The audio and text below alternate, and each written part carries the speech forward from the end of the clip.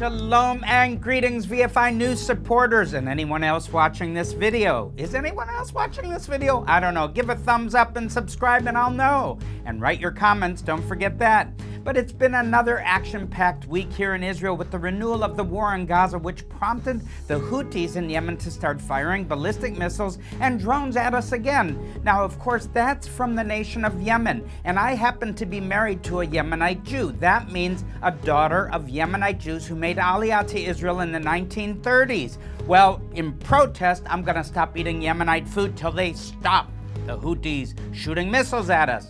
What do you think? Well, there were also strikes on Hezbollah and Lebanon, strikes on strategic assets left behind by the Assad regime in Syria, and continued security sweeps in northern Samaria. In other words, another ho-hum week in paradise? Jokes aside, there's also been some head-spinning domestic political drama here in Jerusalem, and Israelis are also watching as the Trump administration in the United States moves against anti-Israel and anti-Semitic demonstrators on American university campuses. Yay! Last but certainly not least, Israelis are watching with growing interest as the administration sets a firm deadline for Iran to either begin a serious process of negotiations to end its nuclear weapons program or face the full power of the U.S. military. There goes Rambo. All that and much more is just ahead on this week's edition of VFI News from Israel.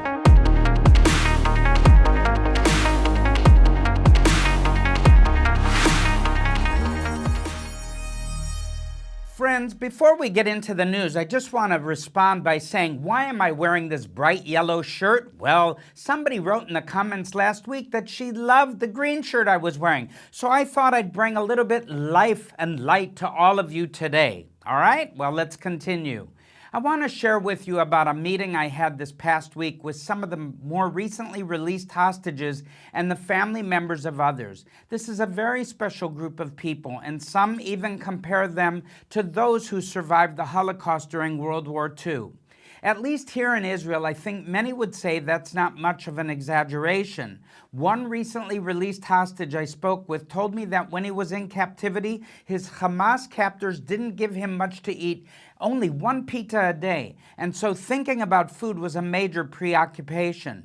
He told me that he often thought about eating a shawarma as soon as he was free, and sometimes that's all he could think about.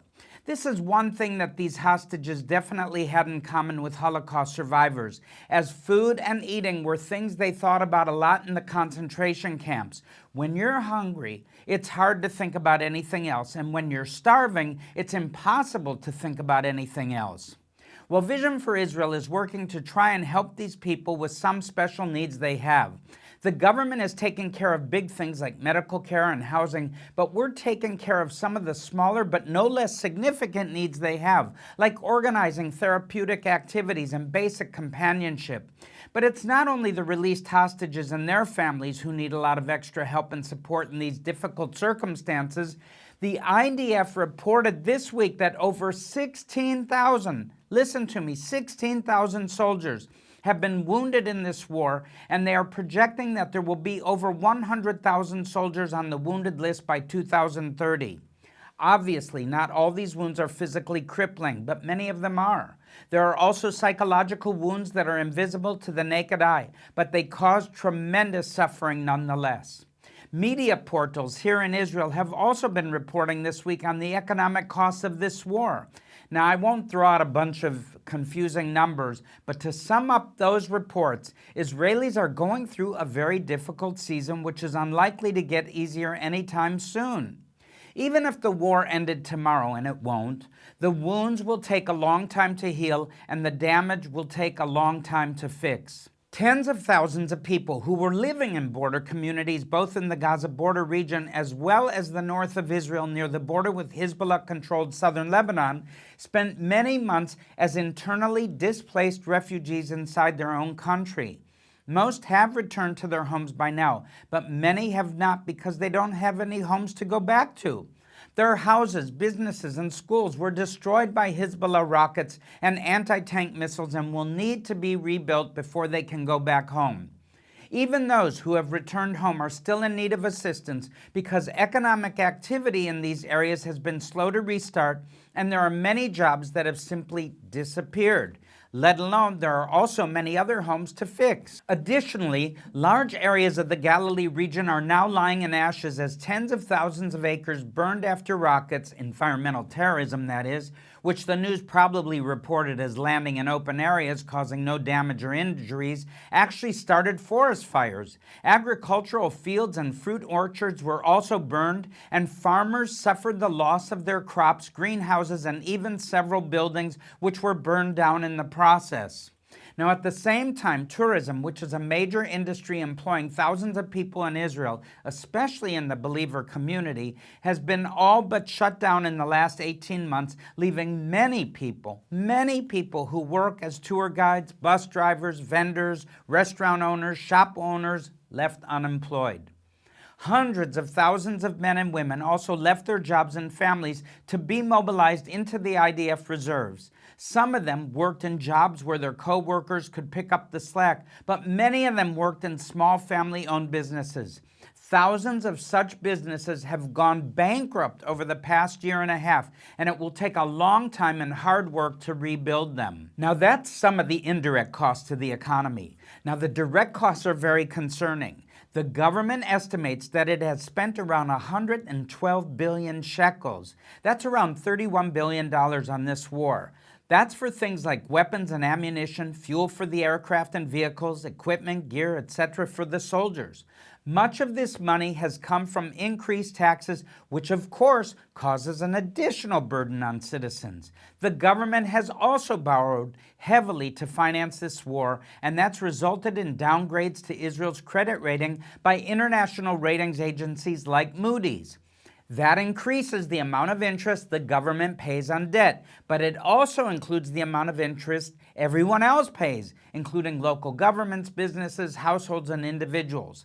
Everything from mortgages to credit card debt, consumer loans, and business loans is all more expensive these days, and the working class is really having a tough time paying all their bills. The war isn't the only cause of all this economic pain. There's also been disruptions because of very strong political disagreements which have led to mass protests. And even talk about civil war? I don't think that's a very serious possibility, but even just the fact that it's being talked about is already a problem because it erodes business confidence, damages public morale, and makes everything else more difficult. Now, I won't say more about Israel's domestic political crisis because, frankly, it's really depressing. And I know most of my viewers are already very aware of all that stuff, and you probably also have strong opinions about it that I don't want to argue with anybody about it. Suffice it to say, this is yet another source of economic hardship and instability, which is causing a lot of problems for a lot of people. And we need your prayers and support. I invite you to watch this short video showing some of the projects that Vision for Israel is currently supporting to help Israel get back on its feet after this very difficult war, which is far from over, as I'll say more about that in a moment.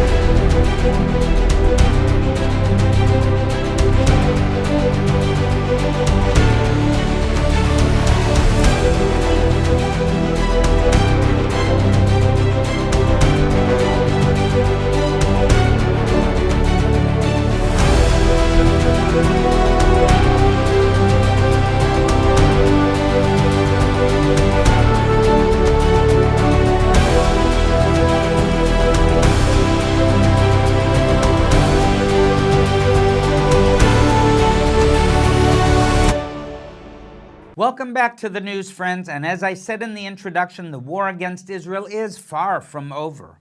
Almost every day for the past week, and sometimes twice a day, millions of Israelis have been sent running to their bomb shelters as the Houthis in Yemen have fired ballistic missiles at this country.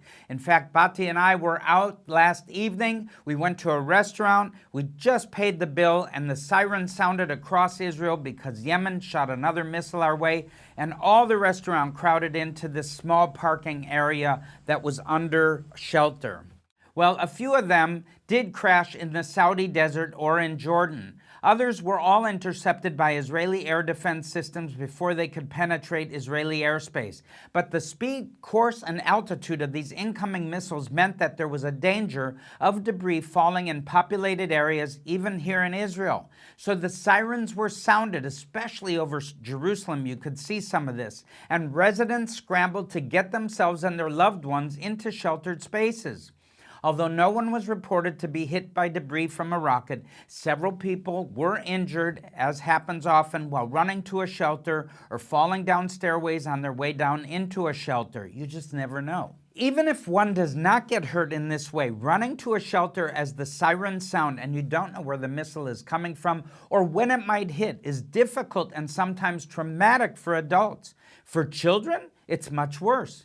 You heard me talk about the psychological and emotional trauma that many soldiers who have been in combat suffer from, but I assure you that there are many civilians who also have similar problems, both Jewish and Arab and Druze alike.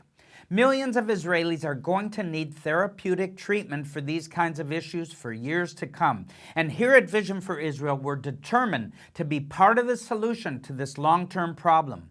We're already involved in helping people get the treatment we need. And again, I'm sure these programs will be needed for a very long time. To explain, the Houthis say they're firing at Israel in solidarity with the Palestinians in the Gaza Strip. They've also threatened to start attacking ships sailing past the Yemeni coast through the Bab el-Mandab Straits into and out of the Red Sea. This is one of the busiest sea lanes in the world, with billions of dollars worth of manufactured goods, oil tankers, liquefied natural gas tankers, and naval vessels moving through every single day. Now, since the war in Gaza started and the Houthis started attacking ships, they say they were somehow or other linked to Israel. International shipping firms have had to reroute their cargoes around the Cape of Good Hope in South Africa, adding enormous costs and headaches to these trips, which they've passed on to consumers like you and me. The Trump administration in the United States began launching airstrikes against the Houthis last week in an effort to get them to stop these attacks on shipping in Israel. Those strikes have already resulted in the deaths of several senior Houthi leaders, but the Houthis stubbornly refuse to get the message. We'll see how long they can continue to not get the message. As I reported last week, this is a country of almost 40 million people, most of whom live in poverty, that is Yemen. Thousands of people reportedly starve to death in Yemen every week, and many more die of easily preventable diseases. It's a very sad situation, and it's made infinitely worse by the fact that the Houthis are armed and funded by Iran. Yeah, there we go again, Iran, so that they can be used as a weapon against Israel and the West. The Iranians and their Houthis puppets don't care about these people other than to use them. They can get out of them as human shields.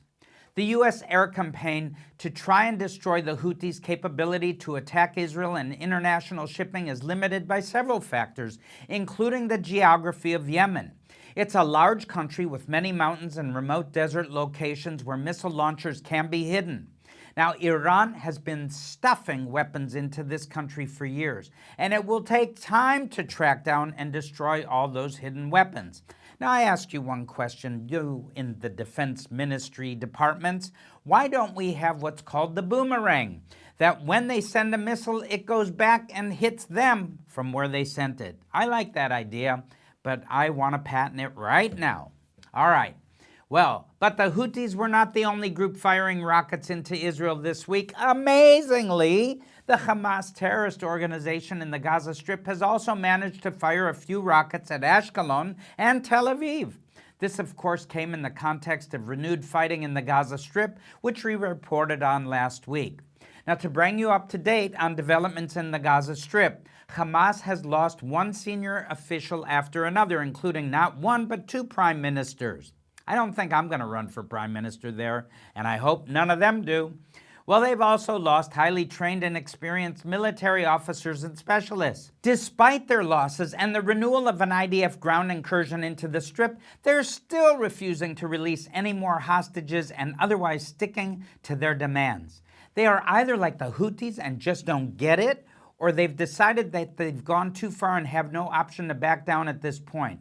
All they can do is dig in and fight to the bitter end. How sad that they don't think there's anything left to live for. And once again, like the Houthis, they don't care much about the suffering of their own people and the suffering they're causing their own people. On that note, Egypt has reportedly agreed to take in around 500,000 refugees from Gaza and house them in a city in the northern Sinai Peninsula. Details of this arrangement have not been publicly released, but it can be assumed that the Trump administration applied a combination of carrots and sticks to the LCC regime to get them to agree to this rather extraordinary step. I'd say it's quite out of the ordinary. This puts pressure on other countries, especially Jordan, to take in more refugees from Gaza. A larger percentage of Gazans say they'd leave the Strip if there was an option to, and who could blame them? These people have been brutalized by Hamas and deeply traumatized by this war. Even before Hamas started this war by attacking Israel on October 7th of 2023, life wasn't much fun in the Gaza Strip, and anyone who could pay Hamas to be allowed to leave through the smuggling tunnels, an estimated 140,000 Gazans left through this route in the last decade, and most of them never returned, nor would they want to. There was one more group of people who fired rockets at Israel over the past week, and that was a small Palestinian splinter group operating in Lebanon. At least that's what the intelligence echelon believes happened on Saturday morning. 3 of the rockets these guys fired landed inside Lebanese territory, and 3 more were intercepted by IDF air defense units. What happened next would have been unthinkable even 6 months ago, but now it's become so routine it was hardly even reported in the Israeli media. The IDF air and artillery units pounded dozens of Hezbollah targets all over Lebanon, including far north of the border. Yay for the IDF. In response, Hezbollah did absolutely zip nothing. They didn't fire any rockets of their own at Israel, and they barely even issued any statement of protest. That's because they're a pathetic shadow of their former selves. They've lost most of their experienced leadership, a large percentage of their strategic weapons, and most of their elite Radwan force fighters. They've also lost their rear area in Syria, which is no longer under the control of the Assad regime and its Iranian sponsor. They've also got plenty of problems from their domestic Lebanese opponents and have no bandwidth left to fight Israel. All of this is good news. However, the threat from Hezbollah in Lebanon and Hamas in the Gaza Strip, even though they've been so severely degraded, Israelis are still in great danger from rocket and missile attacks. That's why here at Vision for Israel, we've placed over 400 bomb safety shelters at public venues all over the northern and southern borders of Israel over the last few years. And we're not slowing down. Now, a few of these shelters were placed in a Druze town at a soccer field in the Golan Heights community of Majdal Shams last July, which saved lives when that field was hit by a Hezbollah-launched rocket just a few days later. Unfortunately, there were 12 other children that were killed that never made it to shelters. Now, many other shelters we placed were used by residents of dozens of small towns and big cities all over Israel in these wars. But there are many more venues that still need a shelter, and that's why we need your help to keep placing them out there. Here's a short video that will tell you more about this project.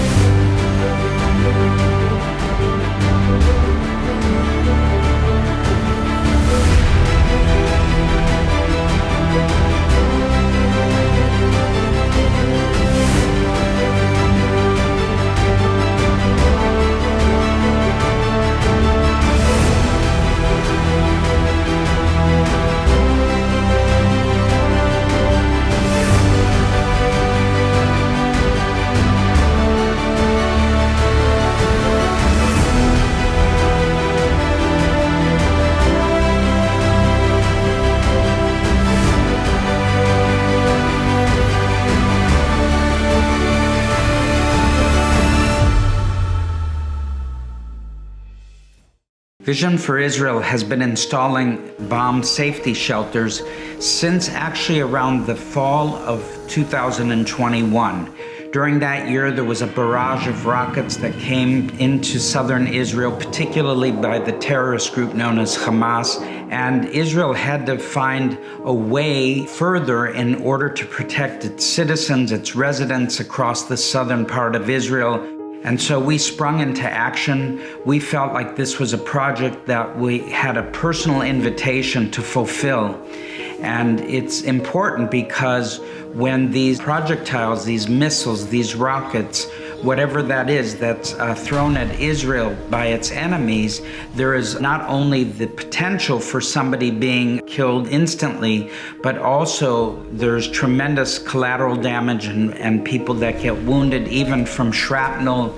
And so if you place a safety shelter at a bus stop, or in front of a high school or community center or a kindergarten or any kind of facility that's publicly accessible, the people can run into these shelters.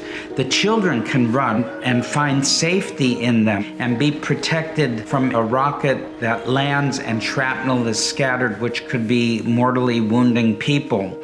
So it gives not only a physical protection of security, but also an emotional sense of security that you know, having a shelter that you can run to in the street, outside of a store, somewhere publicly accessible, not just in someone's home, but out in the open, gives a sense of security. And I always believe that it's important for us to refer to Scripture. And Psalm 91, the whole chapter talks about God providing us a shelter. And we have seen amazing deliverances from enemy rockets as a result. And now we've installed over 400 shelters across the southern and northern borders of Israel. And they weigh 30,000 kilos each, or that's 30 tons. And it's a lot of weight on rebar and concrete that's been specially mixed, and also with a special metal ramp that allows physically impaired people to be able to come up in a walker or a wheelchair on a moment's notice. In many of these areas, residents don't have any longer than between 5 seconds to maximum 45 seconds to get into a shelter to be protected. Now we're coming to the end of this week's report, and I've still got a lot to tell you about, so here goes. The IDF, Shin Bet, and border police are continuing security sweeps in northern Samaria, we call it Shomron in Hebrew, to push back against an Iranian plot to turn the criminal gangs and terrorist groups which have taken control of the streets in Jenin, Tulkarem, and other cities into another front against Israel. Like a Trojan horse? The Palestinian Authority, you might recall, is supposed to have administration control of these cities, but the PA police were simply overpowered by these Iranian-backed groups, although they put up a brave fight before conceding their need for Israeli assistance. Now the security sweeps, codenamed Operation Iron Walls, has made a lot of progress in containing this threat, but there's still more work that needs to be done. The threat of terrorism against Israeli communities and even in Jerusalem persists and must be confronted. Further afield, I'll just briefly mention that there has also been massive political and social upheaval in Turkey over the last week following the arrest of the mayor of Istanbul just days before he was expected to announce his candidacy for president.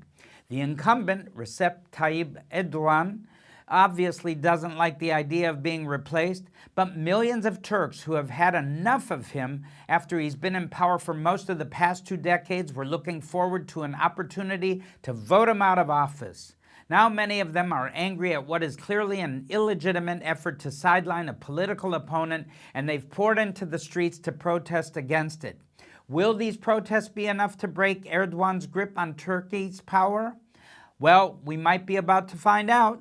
So stay tuned to VFI News, as we'll be keeping our eyes on this story so we can bring you the latest updates. Even further afield, Israelis are watching with great interest as the Trump administration cracks down on anti-Israel and anti-Semitic activities on U.S. university campuses.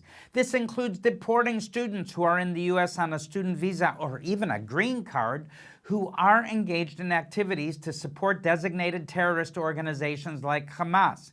Many civil rights groups are very upset about this, but they're in a difficult position of trying to defend a principle that has a public face in the form of a very unpopular group of people who are taking actions that make a lot of people very angry and afraid. This is a complicated issue which is sure to get more attention going forward. But in the meantime, there are reports that quite a few anti-Israel activists in the United States have seen the handwriting on the wall and are self-deporting. Good riddance. Bye. Okay. Last but certainly not least, the Trump administration, and I thank you, President Donald Trump, if you're hearing me, has reportedly issued a hard deadline to the Ayatollah regime in Tehran, warning them that they have until a certain date, which has not yet been publicly disclosed, to begin negotiations to end their nuclear weapons program. The regime is flatly refusing to enter negotiations with the United States until it starts treating them with the respect they believe they deserve. It seems the Ayatollahs don't like being told that they are at best a second-rate regional power whose proxies have been annihilated and whose own conventional forces couldn't fight their way out of a paper bag if the enemy they were fighting has guns and could shoot back. The Islamic Revolutionary Guard Corps, also known as the IRGC, has spent most of their time for the last several years fighting unarmed women and teenagers in their own population, and they've had some success against that. They've managed to preserve the regime's iron grip on power in Iran, despite the obvious desire of so many of them to have a different kind of government that cares more about them than about signaling their undying hatred of Israel and the United States. But if those same troops ever had to confront the U.S. military or even the Israeli military, they'd be crushed like an empty beer can or a fly sitting on the windowsill, which I can't stand anyways, and everyone knows it. But once again, they don't like to hear that. And a few days ago, Ayatollah Ali Khamenei publicly said that, quote, anyone who starts a fight with Iran should know they will get a hard slap. Boop. Like a mosquito, huh? Well, so much for you, bye. Friends, there are moments when you really don't know whether to laugh or cry, and there are also moments when you kind of had no choice but to do both. The Iranian regime has been lying and gaslighting for so long, they've completely lost track of what's true and what isn't. I have no doubt that their days are numbered, but I weep for all the ordinary people in Iran and all over the Middle East whose lives will be destroyed along with them. Now, I'd like to continue the tradition of ending these reports with some good news, finally. And it goes like this. The financial news portal Globes held its Going Long on Israel conference in Tel Aviv this past week, and the bottom line from the conference is that international investors are slowly but surely coming back into the Israeli market. The long-term prospects for Israel's economy looks good, but as I said before, there are a lot of people who need help in short to the long term as well, and that's why Vision for Israel does what we can do, and we'll continue to do it with your help and with help from our Heavenly Father. On that note, I'm Barry Siegel. I miss you all. I can't wait to visit you again next week and bring you the VFI news. It has been another great edition this week from Israel. God bless you and shalom.